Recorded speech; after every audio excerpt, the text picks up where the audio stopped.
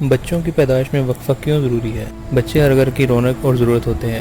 دنیا میں شاید ہی کوئی ایسی فیملی ہو جو افزائش نسل کی خواہش نہ رکھتی ہو، لیکن صرف بچوں کی پیدائش ہی کافی نہیں، بلکہ ماں اور بچہ کا صحت مند ہونا بھی اتنا ہی ضروری ہے جتنا بچے کا دنیا میں آنا۔ بچوں کا صحت و تندرستی کے ساتھ دنیا میں آنا ہر ماں کی اولین ترجیح ہوتی ہے۔ جب بات کی جاتی ہے پچھلے دور کی، جہاں ہر سال تقریباً ہر گھر میں بچے کی پیدائش عام سی بات ہوتی تھی اور ہر گھر میں تقریباً 8-10 یا پھر اس سے بھی زیادہ بچے ہونا معمولی سی بات سمجھی جاتی تھی، لیکن آج ایسا نہیں ہے۔ وقت، ماحول، معاشرہ اور عادات و اطوار میں کافی تبدیلی آ گئی ہے، جس کے باعث اب 2 سے زائد بچے ہونا بھی غیر معمولی بات سمجھی جاتی ہے۔ ہمارے ہاں بڑا المیہ یہ ہے کہ جب بچوں کی پیدائش میں وقفہ کی بات کی جاتی ہے تو خاندانی منصوبہ بندی کی بات ذہن میں آ جاتی ہے، جس کے پیچھے کوئی سازش کار فرما نظر آنے لگتی ہے۔ لیکن سب باتوں کو درکنار رکھ کر اگر یہ سوچا جائے کہ عورت جو بچہ کو 9 ماہ اپنی کوکھ میں رکھ کر جنم دیتی ہے، پھر اس کی پرورش، رضاعت، نگہداشت بھی اسی کی ذمہ داری ہے، تو کیا وہ اس بات کی حقدار نہیں کہ اس نے اس سارے عرصے میں جو تکلیفیں سہی ہیں اور جن کمزوریوں کا وہ شکار ہوئی ہے،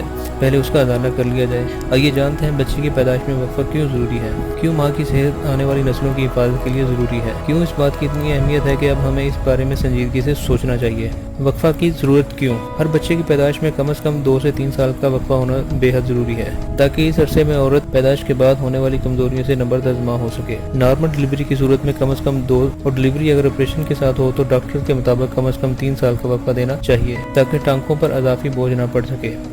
بچے کی پیدائش کے بعد عورت بالکل کمزور ہو چکی ہوتی ہے، اس لیے اسے صحت کی بحالی کی اشد ضرورت ہوتی ہے۔ اگر دوبارہ سے حمل ٹھہر جائے تو عورت کی صحت سنبھلنے کی بجائے کمزور سے کمزور ہوتی چلی جاتی ہے۔ غذائیت سے محروم۔ یہ کہنا غلط نہیں کہ ہمارا معاشرہ غذائی قلت کا شکار ہے۔ متوسط طبقہ جہاں پر آمدنی اتنی کم ہے کہ گھریلو اخراجات ہی پورے نہیں ہوتے، تو حاملہ عورت جسے اضافی غذائی اجزاء کی ضرورت ہوتی ہے وہ کہاں سے پوری کرے؟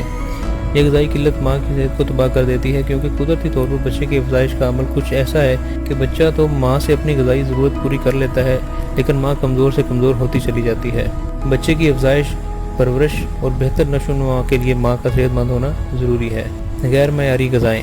ہم میں سے سب یہی جانتے ہیں کہ ہمارے بچے صحت مند ہوں تاکہ آنے والا مستقبل مضبوط ہاتھوں میں ہو، لیکن اگر ماں ہی صحت مند نہ ہو تو بچہ خود بخود کمزور اور خدا نخواستہ کسی عیب کے ساتھ اس دنیا میں آ سکتا ہے۔ آج جو غذائیں ہماری خواتین کھاتی ہیں، پہلی چیز تو یہ ہے کہ وہ خالص نہیں، اور دوسری یہ ہے کہ اگر کہیں سے خالص اشیاء درکار ہو بھی جائیں تو انہیں خریدنے کی سخت نہیں۔ بچے کی پیدائش کا عرصہ یعنی پورے 9 ماہ ایک ماں ہی اپنے بچے کو غذا فراہم کرتی ہے، اور اگر ماں خود ہی غذائی قلت کا شکار ہو تو بچہ خود بخود متاثر ہوتا ہے۔